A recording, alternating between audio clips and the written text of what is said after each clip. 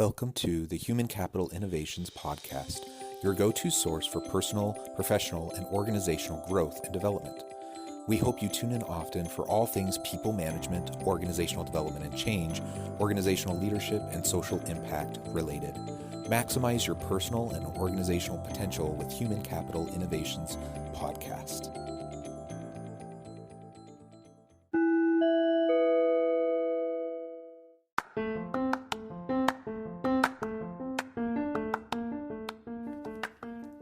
Welcome to the Human Capital Innovations Podcast. In this HCI podcast episode, I talk with Nicole Coustier about decision-making amidst uncertainty.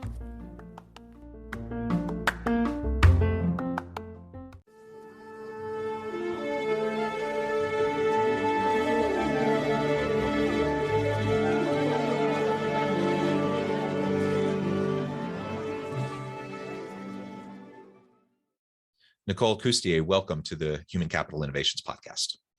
Thanks so much for having me, John. Yeah, it's a pleasure to be with you today. I'm super excited to have a conversation with you. We've been prepping for this for a while. We finally get a chance to chat, and today we're going to be exploring decision-making amidst uncertainty. Now, certainly we're in the prime time of uncertainty. We've all been living it the last 18 plus months during this COVID pandemic. But even pre-pandemic, it was a pretty uncertain time. Lots of hard things happening in the world. And I think messiness, nuance, complexity, and uncertainty is kind of the name of the game today. And so we need to figure out how we can be agile and responsive to the shifting nature of work, the shifting nature of our businesses. And ultimately, that's our only hope if we hope to remain relevant and competitive in a hyper competitive globalized economy, right? And so the pandemic's just added on to all of this and made it even more important that we figure out how we can be more effective in our decision making, less biased, more evidence and data driven, and ultimately lean into the complexity, messiness, and uncertainty rather than trying to pretend like it's not there, sticking our head in the sand, and trying to avoid it. Yeah, no question. And I think if there's anything that the pandemic has shown us is that we can use a different lens through which we evaluate our options and actually make those decisions. And I've seen this crystallize in two ways in particular with my clients. And one is that people are recognizing that decision-making can be a very emotional process. And so many times in our work lives and in our professional lives, we try to keep emotion at the door, okay, which is fine. And everybody is on this emotional spectrum somewhere. It's not, an either or yes, no, but how much you use emotion to make your decisions, that's going to vary for everybody. But I think what a lot of people have recognized through the pandemic, and we're dealing with local, regional, global events and processing those events, is that emotion in decision-making does exist, right? And so, how much you incorporate the emotional aspect into your decision-making, that's up to you, but it's important to recognize that that's there. So that helping my clients navigate the emotional aspect of decision-making is one thing. But the other before we move on, Nicole, yeah, I do want to share with listeners your bio because I think that's important for the context of the conversation. Sure. You're already starting to share some really great principles. So let's hold on that for just a moment. As we get started, I'll just share Nicole's bio with everybody. Nicole Coustier has 25 years in business development and sales strategy, operations management, and program design in a variety of areas such as life science, med tech, government, policy, and many more. The coaching Nicole provides is not based just on theory, but on the expertise of 10 plus of those years in senior and executive level management. Nicole worked with a team of exceptional leaders to bring a small consultancy through the crippling 2008 recession to not just succeed, but thrive. And she brings that insight into her daily coaching in the COVID era. Nicole has had the honor of launching talented achievers into countless leadership positions over the years across various organizations through troubled times. While in industry, she mentored others to success. Now, as the head of her own practice, both as an executive performance coach and medtech and VC advisor, she shows great people the path to even greater situations. Love your background, so much amazing expertise and experience that you bring to the table. So again, thank you for joining me, and let's dive right back on into the conversation. Yeah, absolutely. So in addition to the emotional aspects of decision making, another thing that I've been helping a lot of my clients with, excuse me, is this concept of how you anchor your choices when you're making a decision. So many times people are presented with options, option A, option B, option C, and they approach decision making from the standpoint of which of those three things that are being presented to me should I pick? When really the pandemic is forcing people to say, well, hold on a minute. Maybe I don't like any of those three options, and maybe I want to create an option D for myself and for my family and for my teams and for anybody that I'm responsible for. And what does that look like? And how do we create that? And how do I pursue that? And so it's been a very interesting exercise when those two things, the emotion involved in decision making, and then putting an option for yourself on the table, those things have always existed in decision making, but it's the COVID era which are prompting people to explore those things further. Yeah, excellent. And to loop back on really what you've framed out for the start of this conversation, and I said it in the introduction, like we want to be data driven, evidence driven decision makers, but we can't ignore the reality that we are human beings. We are social animals. We are emotional creatures, and we can't just put our heads in the sand and pretend like we're completely analytical and that we can completely check our emotions at the door. The reality is we all have biases, we all have prejudices, we all have these things that influence the way we process the information that we're taking in. So even I can get 10 really intelligent, well-meaning, super competent individuals around the table, all looking at the exact same data, and they will come to different decisions, right? They'll arrive at different outcomes. Does that mean, some of them are more ethical, they're just better than others? Sometimes maybe, but a lot of it's just the way we process information. And so being evidence-driven, being data-driven is important, but we also have to recognize the very real human reality that we all filter information in a variety of ways. And depending on how we filter that information, that's going to drive the types of decisions we come to. So we just need to be clear-eyed about that. We need to recognize that that's happening within us, and that can increase the chance that we can sidestep implicit biases that might unduly influence the way we're making decisions, and that we can ultimately kind of prioritize what's most important to us in terms of how we're interpreting the evidence that might be available to us. That's right. And I think, getting to the point where we as individuals accept a responsibility for our thought process, our filters, our emotional drivers. It's about awareness, but also accepting responsibility that is what you are doing when you are going into the decision-making process or deciding how you're going to be showing up in your teams, in your organization, in your network, right? So for a lot of my clients, what is especially challenging is once they have awareness, they're jumping to the conclusion that, oh my goodness, this is an emotional decision that I'm making here. I must stop that. And for me, I'm saying, well, time out. It's good that you've acknowledged that. Now you can make a separate determination. Do I want it to be driven by that? Do I want to feel something else? How do I want to show up? You can layer this that is not, just replacing one type of judgment for another knee-jerk judgment, right? So there is the awareness of the bias that you're bringing to the situation. That in and of itself is fantastic. And that allows you to make more informed decisions about how you want to proceed. Yeah, great points. And so I guess maybe one thing we need to clarify then is, how do we start the process of recognizing what those filters are for us, Yeah. what maybe our implicit biases are that are impacting? Is some, it could be negative, but it doesn't have to be negative Right. in terms of how those filters play out. But it's just the reality that we all have them. So how do we start that process of dealing with all the complexity and uncertainty around us and understanding ourselves and our filters first? Yeah.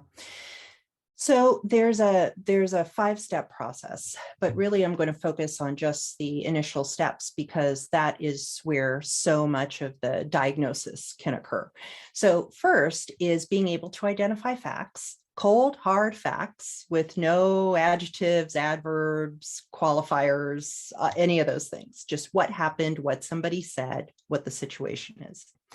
Then the second step is really asking yourself, what am I making it mean?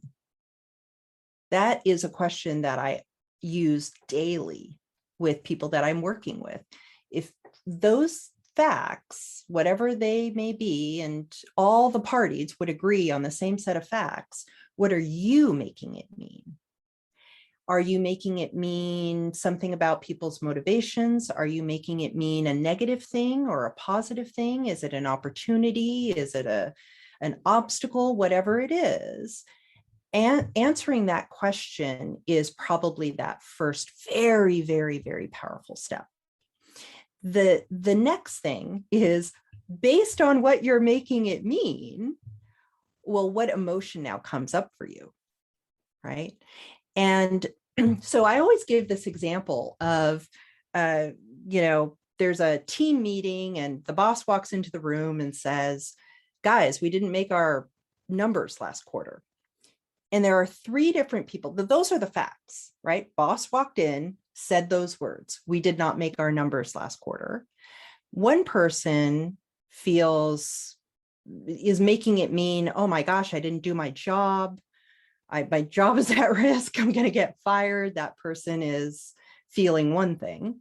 The second person is genuinely curious and confused, right? That person is making it mean, oh, well, we didn't do what we were supposed to do. That's really confusing. We were expecting to make our numbers, and why did that happen? And then the third person can feel super excited because we'll interpret that situation as, oh, there's an opportunity here for me to like swoop in and be the hero next quarter. And I can't wait to get back to my desk and do all the things. So that question, what am I making the situation mean, is a very, very powerful one.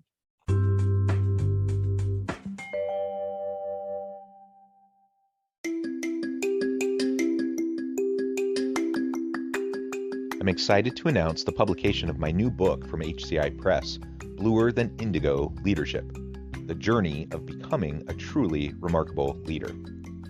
Early in my adult life, I learned about an Asian proverb that translates as bluer than indigo. If you think about the color indigo, it is a brilliant, deep, and vibrant blue, what some would call the bluest of blues. To have something that is bluer than indigo is rare and truly remarkable. Contrary to popular myth, there is no one-size-fits-all or cookie-cutter approach to effective leadership. There's no silver bullet, no secret sauce, no go-to model that will solve all of our problems. The truth is, great leaders have all had their unique strengths and flaws, and have all had to discover and then pave their own distinctive path in their life's journey to fulfill their leadership potential. Bluer Than Indigo Leadership will help you discover your own path and explore those ordinary, everyday actions that will help you respond to an uncertain future and produce extraordinary results for individuals, teams, and organizations.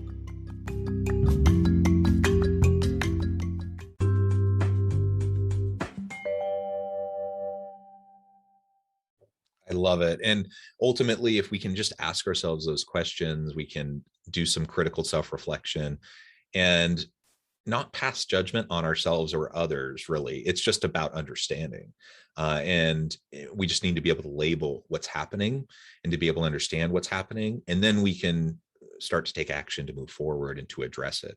If it is having negative impacts on us or on those around us, of course, then we can be proactive about making adjustments to increase our positive influence and impact and mitigate any negative harm that might come to others. But it starts with that personal understanding first. Let's talk a little bit more about the nature and the range of uncertainty and messiness and complexity that we're facing right now.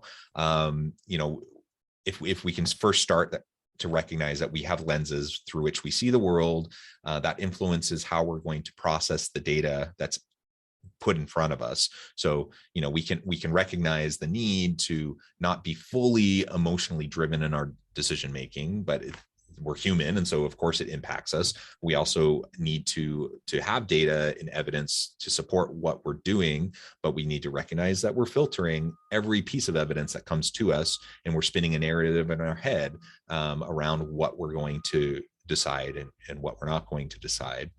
Recognizing all of that now is happening. Now we put that over the top of this ever-changing world that's complex, messy, nuanced, and just uncertainty is the name of the game.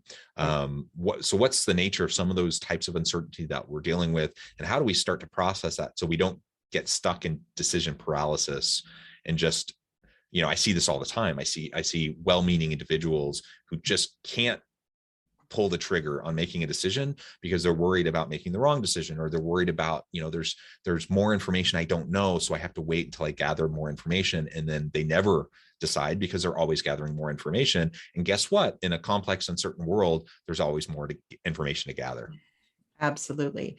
Well, and the way I like to frame this is that we should probably get away from the concept that there is a single right answer and lots of wrong answers, because that pressure to find the right answer and being so concerned about the downstream effects of a wrong decision will paralyze us. And instead, the framework that I like to use is decisions are very rarely, right or wrong, but they fall onto a spectrum somehow of poor to best, right? So there's this continuum of decision making where it's less about right and wrong and more about making the best decision that you can at any given point in time. And nobody is ever going to make the poor decision, right? That's just not what we do and how we operate. So we are always going to make the best decision that we can. And a lot of times that alleviates a lot of the pressure and the anxiety. But also notice when you are using your future self to judge your current self, right? That's never going to be helpful. Of course, your current self is going to know more. And so what? You are not your future self yet. So just being able to recognize that I am capable of making the absolute best decision that I can in my shoes right now, that's point number one. Point number two is that it's actually very rare for a decision to be so binding that you can never come back and make adjustments and shifts and even go in another direction. I'm not suggesting that it's so easy to do so, but decisions are rarely so irrevocable that you can't make adjustments later. Yeah, I mean, that's kind of a black and white mentality that comes back to what you were saying about there being one right answer and a whole bunch of wrong answers. Like, that's just a framing of the world that I'm not sure is very helpful. Right. And things aren't black and white. In my experience, they're almost never that way.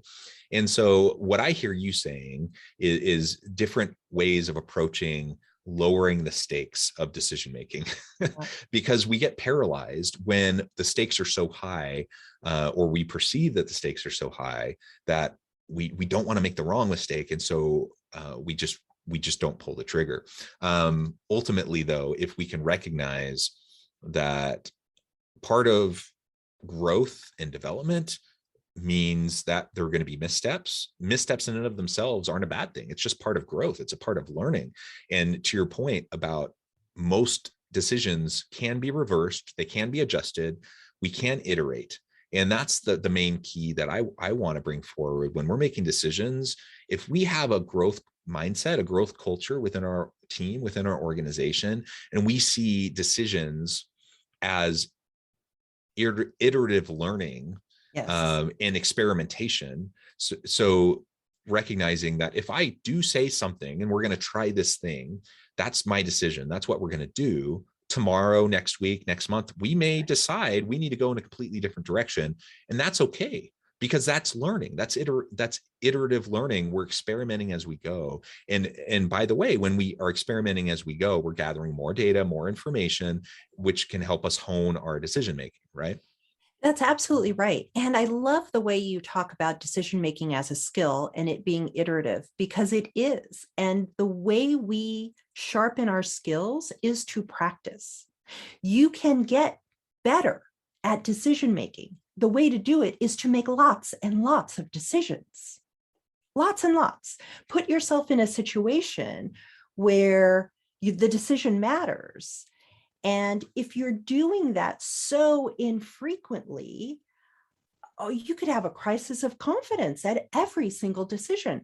But if you are putting yourself in a situation where I'm going to be learning through this process and I'm going to get better at decision making by making these types of decisions every day, every week, just keep going, keep going, what you're going to find is you get so much better at it. You're going to be able to filter through all the onslaught of data that you get. You're just going to be better at making the best decision that you can at any point in time, but you do need to practice. Yeah, and that practice, again, it lowers the stakes of a single decision. And so I don't need to be so fearful. And I can also demonstrate and model for my people. So say I'm leading, I don't know, it could be a small team all the way up to I'm an executive with a whole bunch of people that ultimately I'm responsible for. But when I demonstrate this and model this for my people, then I show them and I give them permission to do the same, so that they don't get paralyzed in their own daily work, that they can have the autonomy to make the decisions they need to be able, they're the experts in their area, right? So I need to lean on their expertise. Not everything should funnel through me in making decisions. I should empower them and delegate as appropriate, related to their expertise, so they can have autonomy over their own decision making in their day-to-day jobs.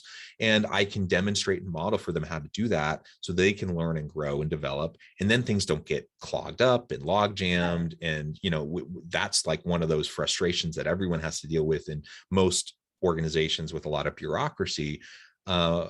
Bureaucracy and policies and procedures, they have a role and they're important, but if they're adding to the decision paralysis and they're adding to the ability for us to make timely decisions in order to respond and pivot, to a complex industry, a complex market, and ever-changing conditions, then we're just shooting ourselves in the foot. And so ultimately, lowering the stakes for us is helpful, so we don't have decision paralysis. Lowering the stakes for our people also allows them to practice and to learn the art of decision making, and they can and then they're going to learn what their biases are, how their emotions play in, all the things we were talking about in the first half of our conversation. They're going to learn more about that because they're just doing it constantly.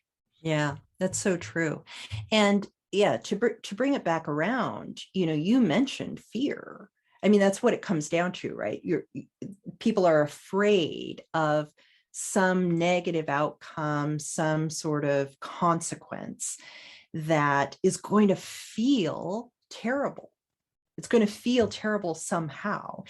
And so a lot of times, to get through some of that paralysis, if it is in fact fear that is preventing people from moving forward, there's a beautiful exercise. It's called a fear setting exercise. You're probably familiar with it.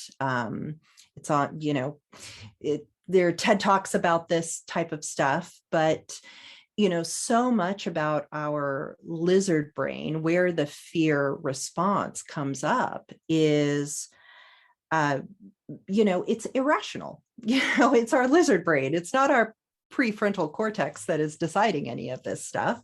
And so a lot of times what needs to happen is you need to give voice to the fear, no matter how irrational it is.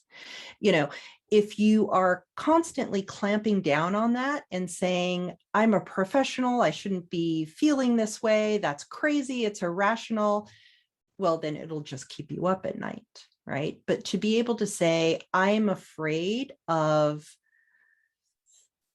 failing, I'm afraid of looking foolish, I'm afraid of whatever it might be, to be able to voice that and surface, well, if I'm feeling that fear, what is it about my circumstances? What am I making all that mean to make me feel so fearful? Being able to surface that, and to your point, having your teams and your people recognize that you go through this process and that you understand and appreciate that that's a human process and you have ways of tackling it, is a beautiful way to empower people and give others the practice that they need to make better decisions. Yeah, very well said, Nicole. This has just been a really fun conversation, and I note the time. We're about out of time. Before we close today, I wanted to give you a chance to share with listeners how they can get connected with you, find out more about your work, and then give us a final word on the topic for today. Yeah, absolutely. So for venture groups and founders, I have an advisory. They can go to NicoleCoustier.com and get more information there. For the executive performance coaching, people can go to AurelianCoaching.com and find me there. And in terms of, final thoughts around decision making in uncertain times, just recognize that emotion is part of the process, and that, you can put more options on the table for yourself than just the options being presented to you. And that third, being able to recognize that there are ways to get out of paralysis. There are actual techniques that you can use to empower yourself and get over the hump. Those are things that you can practice over time and get better at. Wonderful. I completely agree, Nicole. This has just been a fascinating conversation, and I appreciate all of your insights and all of the wisdom that you shared with me and my audience. I encourage listeners to reach out, to get connected, find out more about what Nicole and her team can do for you. And as always, I hope everyone can stay healthy and safe, that you can find meaning and purpose at work each and every day. And I hope you all have a great week.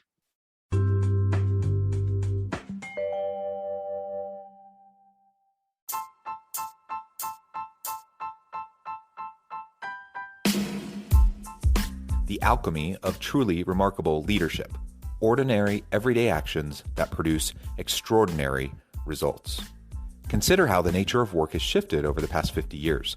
With increased globalization, rapid technological advancement, and the shift in economic composition, the average job of today looks very different than the average job of 50 years ago. What will the jobs and organizations of tomorrow look like?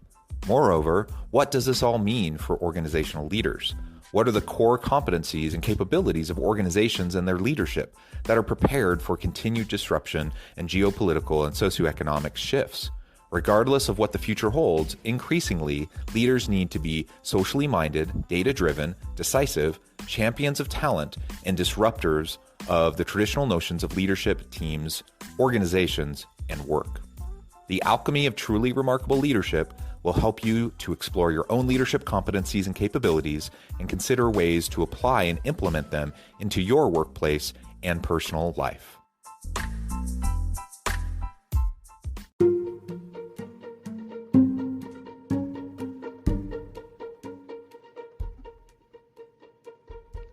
Check out Human Capital Innovations magazine, Human Capital Leadership. Human Capital Leadership is a free, interactive e-magazine with the mission to help individuals, leaders, and organizations find innovative approaches to maximize their human capital potential. We publish issues quarterly in August, November, February, and May. Take a look at the latest issue and let us know what you think.